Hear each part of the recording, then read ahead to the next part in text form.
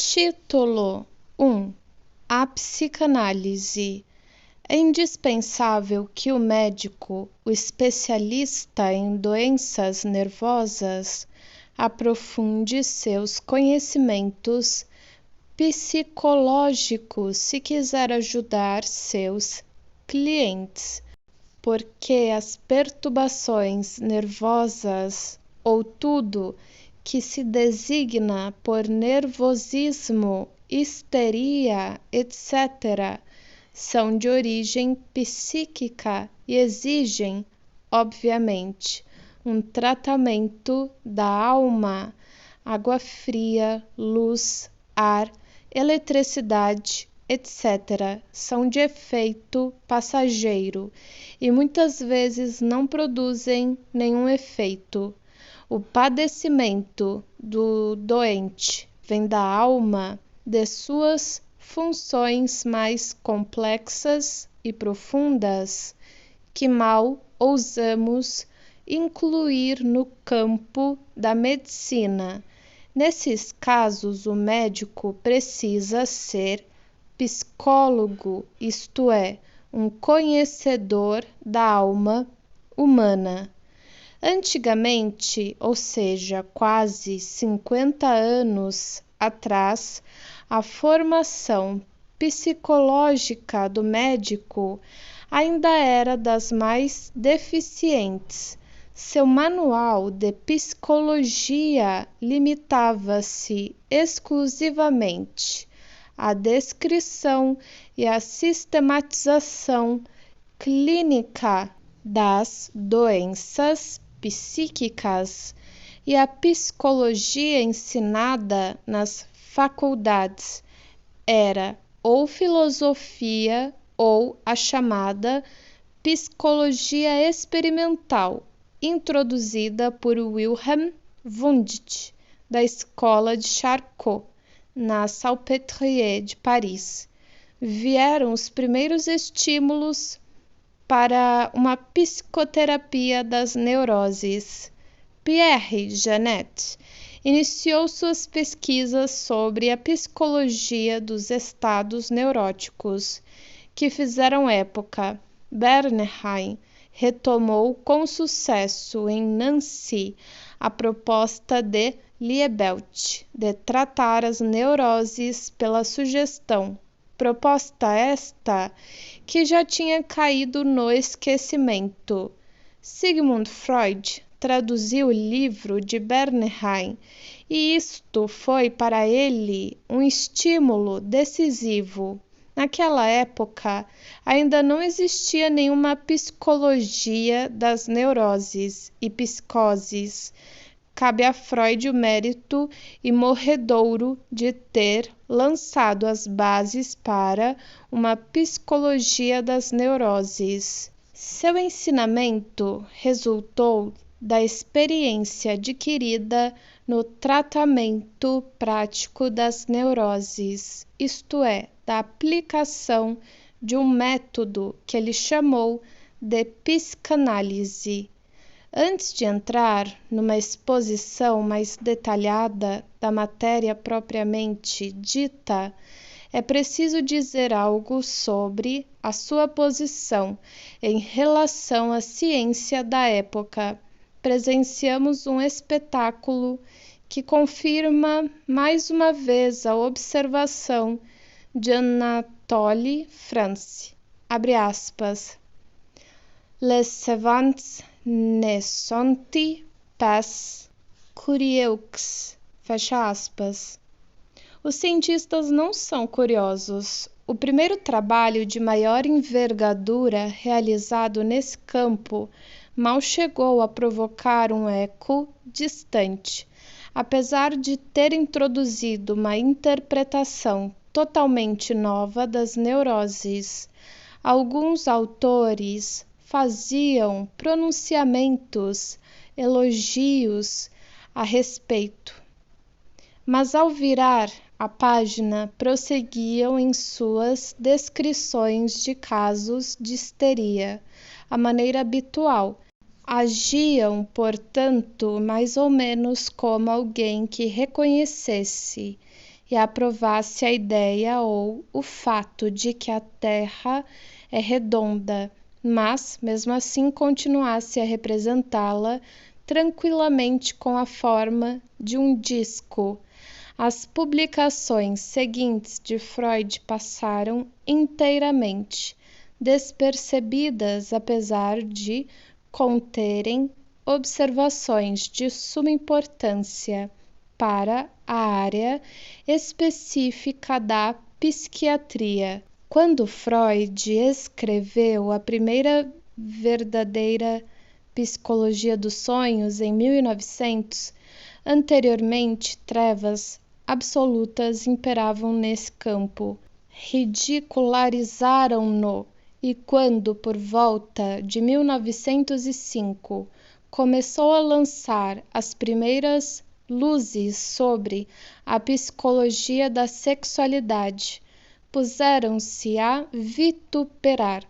Essa tempestade de protestos eruditos pode ter sido a principal responsável pela publicidade sem precedentes alcançada pela psicologia de Freud, notoriamente esta que superou de longe os limites do interesse científico.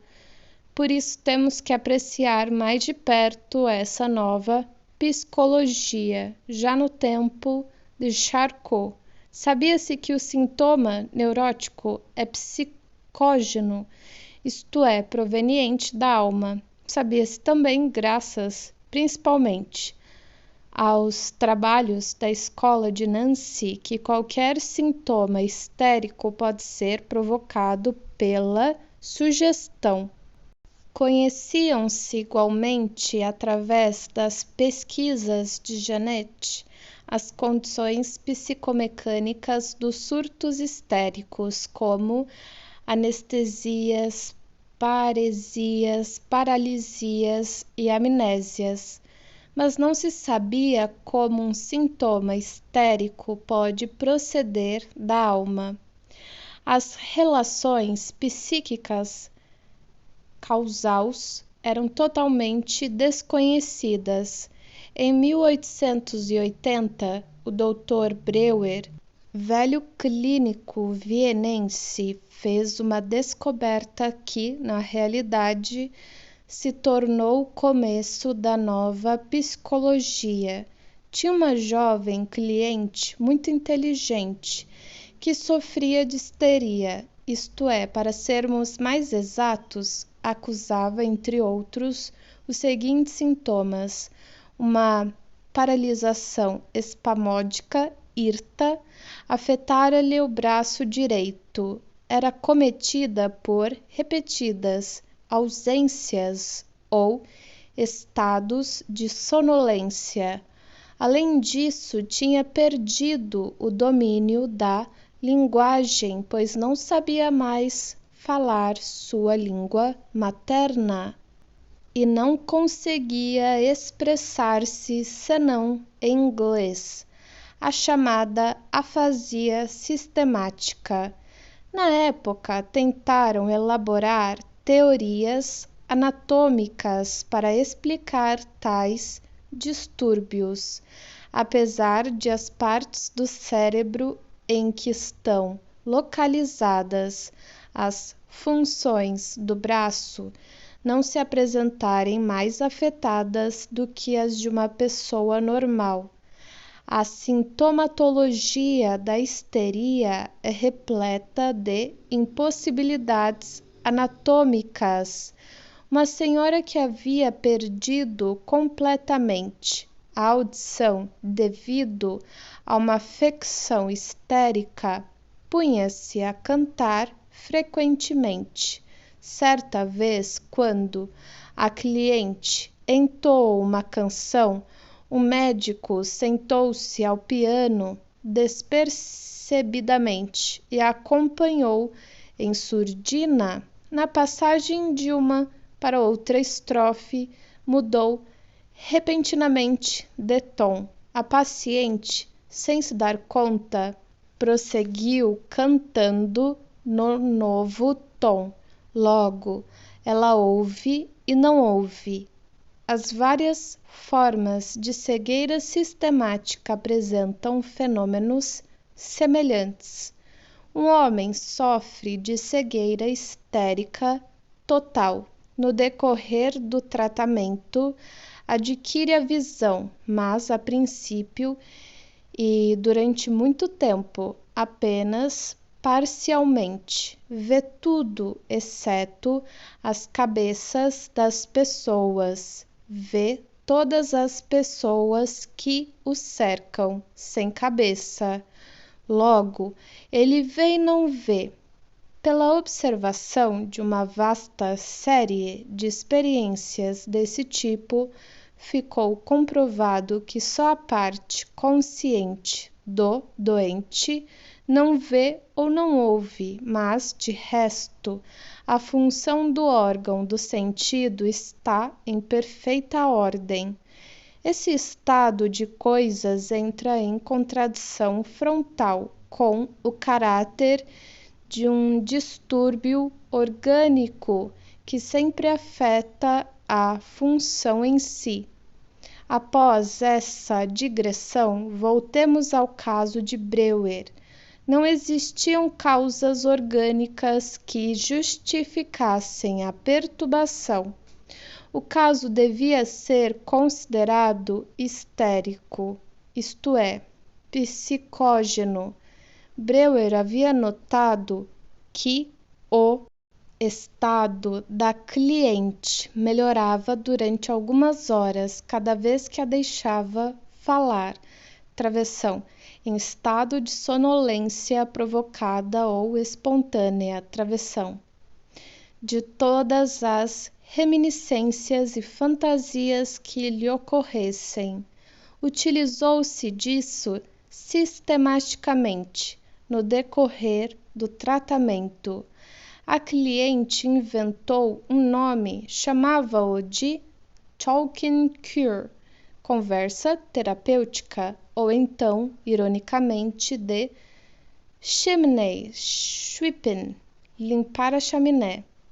A cliente adoecera quando cuidava do pai, mortalmente enfermo. Como é compreensível, suas fantasias giravam principalmente em torno dessa época repleta de emoções. As suas reminiscências daquele tempo ressurgiam nos estados de sonolência com tamanha precisão e com tantos detalhes que se podia supor que um pensamento desperto jamais as teria reproduzido com a mesma forma e exatidão. Essa intensificação da memória, que não raro se produz nos estados de consciência diminuída, é denominada hipermnésia. Coisas insólitas foram sendo reveladas. Um dos relatos dizia mais ou menos o seguinte: certa noite velava o doente, que ardia em febre, angustiadíssima com seu estado e muito tensa, porque estavam à espera de um cirurgião de Viena que vinha para operá-lo. A mãe afastara-se por algum tempo e Ana, a paciente, sentada à cabeceira, apoiava o braço direito sobre o espaldar da cadeira. Pôs-se a sonhar acordada e viu uma cobra preta vindo da parede e aproximando-se do doente, prestes a mordê-lo. É muito provável que no campo atrás da sua casa realmente existissem algumas cobras que já haviam assustado a menina anteriormente e que agora forneciam material para a alucinação. Queria repelir o animal, mas estava como que paralisada. O braço direito que pendia sobre o espaldar da cadeira estava dormente, anestesiado e paresiado. Quando olhou para ele, seus dedos transformaram-se em pequenas cobras com caveiras nas pontas. Provavelmente estava querendo afugentar a cobra com a mão direita paralisada. Por isso, a anestesia e a paralisia ficaram associadas à alucinação com a cobra.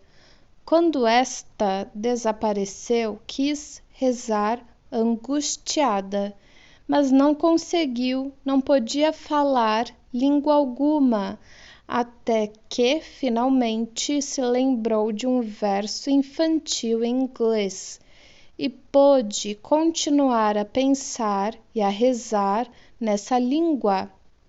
Nesta cena ocorreram paralisia e distúrbio da fala. Ao relatá-la, isso desapareceu. Consta que o caso foi completamente resolvido dessa maneira. Devo contentar-me aqui com esse único exemplo. No livro já citado de Breuer e Freud, encontramos uma quantidade de exemplos similares.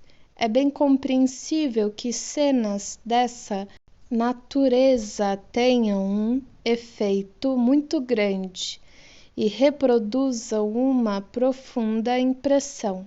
Por esta razão, tendemos a atribuir-lhes significado causal na gênese do sintoma. A teoria procedente da Inglaterra, energicamente defendida por Charcot, do nervous shock, choque nervoso, que na época dominava a interpretação da histeria, prestava-se muito bem para explicar a descoberta de Breuer. Daí resultou a chamada teoria do trauma, segundo a qual o sintoma histérico e, na medida em que os sintomas constituem a doença, a própria histeria vem da psique abalada, trauma, persistindo inconscientemente durante vários anos as impressões produzidas. Freud, que a princípio era colaborador de Breuer, pôde comprovar fartamente essa descoberta. Ficou demonstrado que nenhuma das espécies de sintomas histéricos se produz por acaso, e que esses são sempre causados por fatos que abalam a psique. Assim sendo, a nova concepção abriu um vasto campo de trabalho empírico. O espírito pesquisador de Freud, porém, não podia fixar-se por muito tempo nessa constatação superficial, pois já surgiam problemas mais profundos e bem mais difíceis. É óbvio que momentos de intensa angústia, como os vividos pela paciente de Breuer, podem deixar marcas indeléveis, mas como é que ela viveu esses momentos tão nitidamente marcados pelo patológico? Será que o cansaço dos cuidados dispensados ao doente poderiam ter provocado esse efeito? Nesse caso, coisas semelhantes deveriam ocorrer com muito maior frequência, pois, infelizmente, são muitos os casos de atendimento a doentes extremamente extenuantes e a saúde nervosa da pessoa que presta esses cuidados nem sempre é das melhores, evidentemente. Para este problema temos na medicina uma excelente resposta. Dizemos o X do problema é a predisposição. As pessoas são predispostas a tais coisas, mas Freud indagava em que consiste essa predisposição? O levantamento dessa questão levou, logicamente, à investigação da pré-história do trauma psíquico. Ora, é frequente observar que cenas de forte conteúdo emocional, presenciadas por diversas pessoas, têm um efeito diferente sobre cada uma delas. Coisas indiferentes ou mesmo agradáveis para algumas são consideradas repugnantes por outras. Haja vista o caso de sapos, cobras, ratos, gatos, etc. Há mulheres que assistem tranquilamente à operação com efusão de sangue, mas se põem a tremer de medo e nojo ao simples contato de um gato.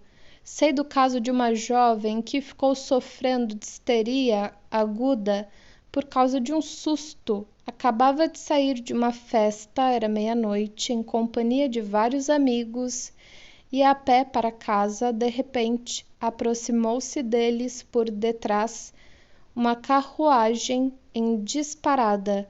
Todos afastaram-se para os lados, menos essa moça, que, tomada de pânico, pôs-se a correr no meio da rua, na frente dos cavalos.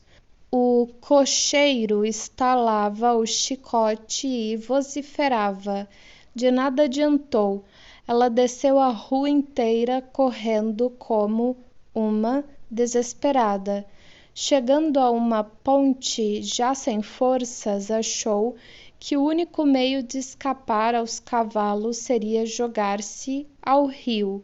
Por sorte, havia lá transeuntes que a detiveram. Esta mesma pessoa esteve, por acaso, em S. Petersburgo, no fatídico dia 22 de janeiro de 1905, e presenciou uma operação do exército que varria a rua com rajadas de fogo. À sua direita e à sua esquerda, as pessoas iam caindo por terra, mortas ou feridas, mantendo grande calma e presença de espírito. Assim que avistou um pórtico, esgueirou-se para a outra rua, escapando sã e salva. Esses momentos de horror não lhe causaram maiores problemas. Depois de ter presenciado tudo isso, encontrava-se perfeitamente bem e até com mais disposição do que antes. Esse tipo de comportamento pode ser observado com bastante frequência, donde se conclui que a intensidade de um trauma em si tem pouca determinação patogênica, mas este deve ter para o paciente um significado particular. Em outras palavras, não é o choque em si que provoca invariavelmente a doença, mas esta ocorre quando ele encontra uma determinada disposição psíquica, que poderia ser o fato de o paciente atribuir inconscientemente um significado específico ao choque. Seria esta a chave do segredo da predisposição? Vejamos quais as circunstâncias peculiares da cena da carruagem. O medo tomou conta da jovem assim que ela ouviu aproximar-se o tropel dos cavalos.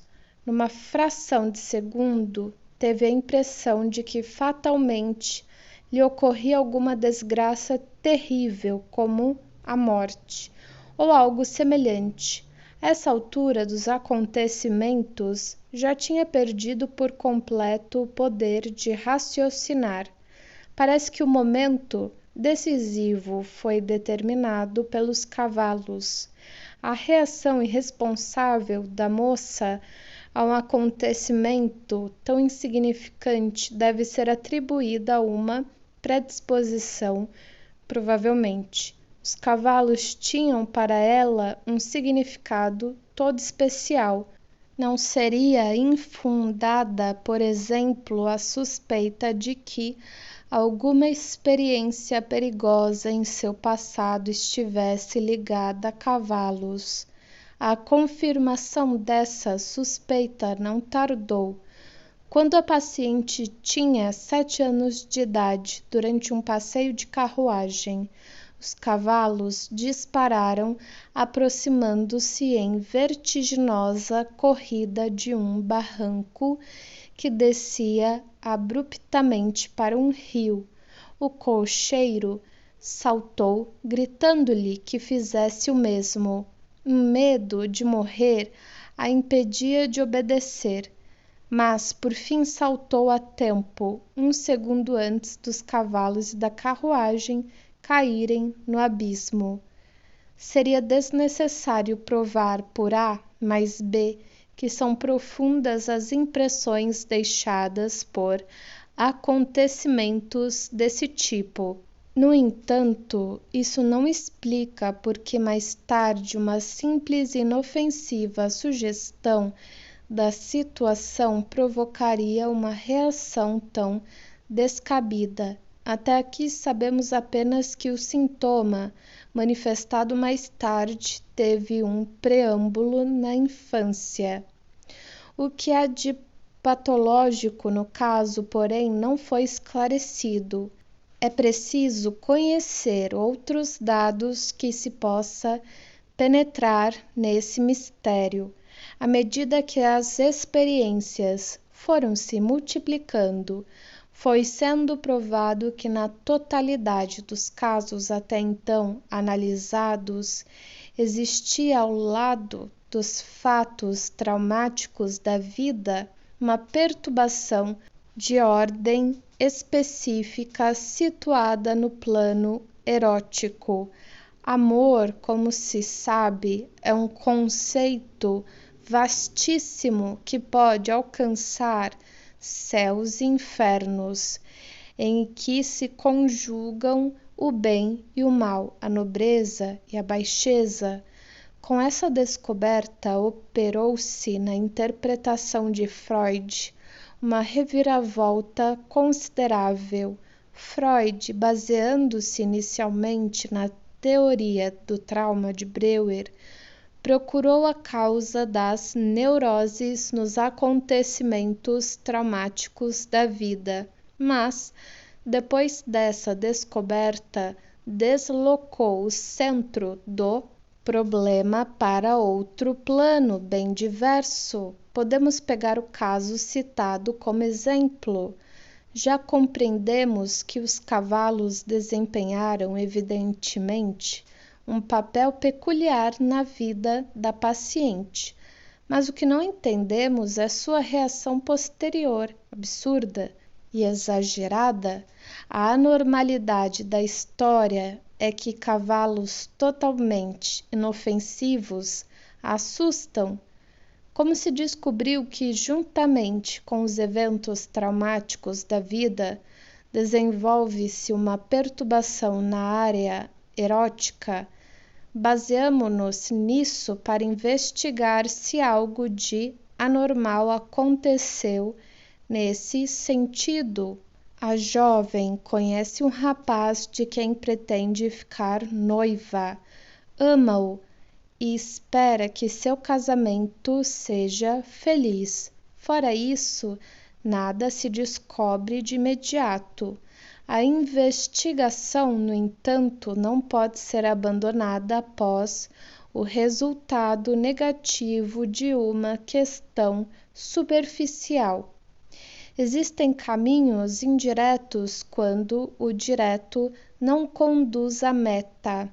Voltemos, pois, àquele momento estranho em que a moça saiu correndo à frente dos cavalos. Indagamos a respeito dos amigos que a acompanhavam e da festa que tinha ido. Fora um jantar de despedida de sua melhor amiga, que ia ausentar-se para um tratamento prolongado numa estação de águas no exterior por causa de seu estado nervoso. Segundo ela, a amiga casada, feliz e mãe de um filho. Pode-os duvidar da informação acerca da felicidade da amiga, porque se assim fosse, provavelmente não teria razões para estar nervosa. necessitando de tratamento. Mais adiante, fazendo algumas perguntas, fiquei sabendo que, assim que os amigos a alcançaram, minha cliente foi reconduzida à casa do anfitrião, por ter sido esta maneira mais fácil de acomodá-la àquela hora da noite. Lá, chegando em seu estado de esgotamento, teve uma acolhida hospitaleira. Neste ponto da narrativa, a paciente silenciou, embaraçada e confusa, tentando mudar de assunto. Tratava-se talvez de uma reminiscência desagradável que de repente surgira. Após vencer a resistência obstinada da paciente, fiquei sabendo que naquela mesma noite ocorrera outro incidente insólito. O amável anfitrião lhe fizera uma ardente declaração de amor, o que, em vista de partida da dona da casa, criara uma situação um tanto difícil, embaraçosa. Ela diz que essa declaração a surpreendera como um relâmpago num dia de sol, mas essas coisas sempre costumam ter seus antecedentes. Nas semanas seguintes, o trabalho consistiu em desenterrar, fragmento por fragmento, uma longa história de amor até recompô-la por inteiro. Tentarei fazer um resumo.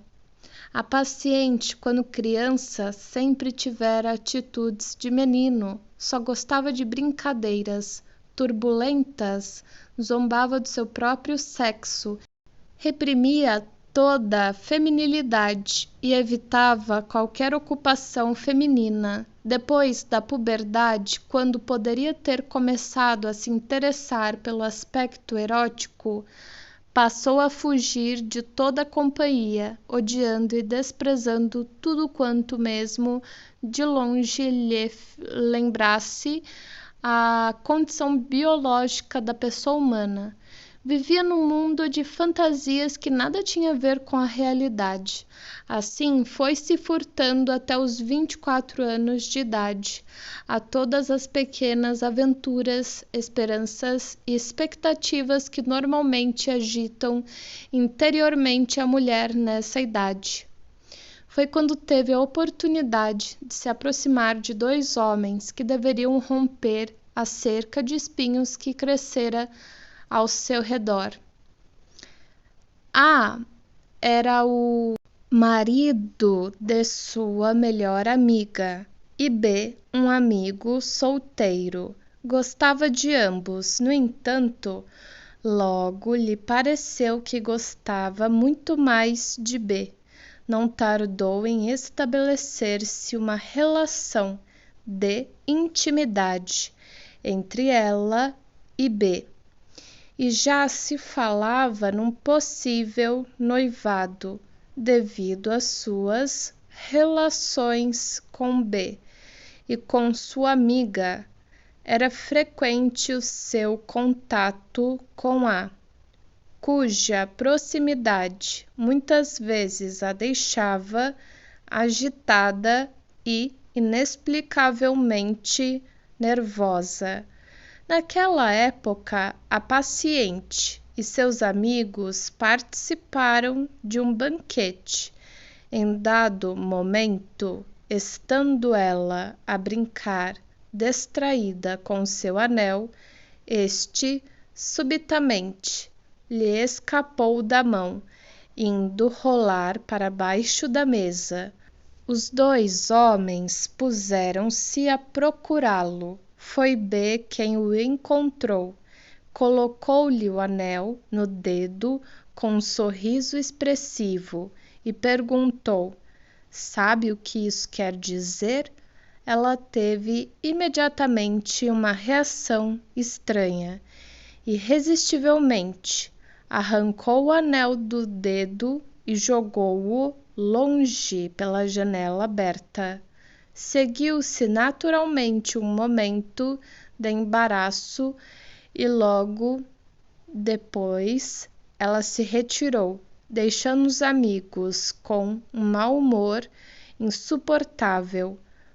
Pouco tempo depois, foi passar as férias de verão numa estância onde, por coincidência, o casal A também veraneava.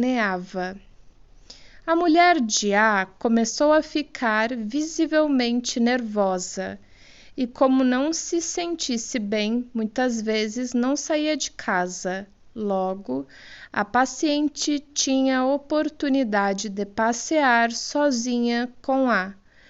Uma vez foram dar uma volta de barco. Ela estava contente e animada. De repente, perdeu o equilíbrio e caiu na água, como não soubesse nadar. A só conseguiu salvá-la com muita dificuldade, puxando-a já meio desfalecida para dentro do barco. Foi então que ele a beijou. Esse interlúdio romântico ligou-os mais fortemente um ao outro.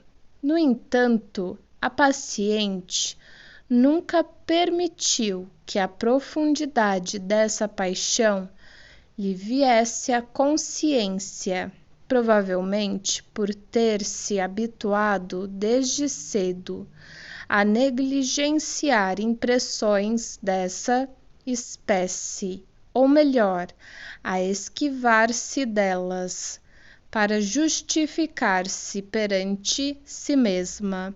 Fez tudo para apressar seu noivado com B, convencendo-se de que o amava.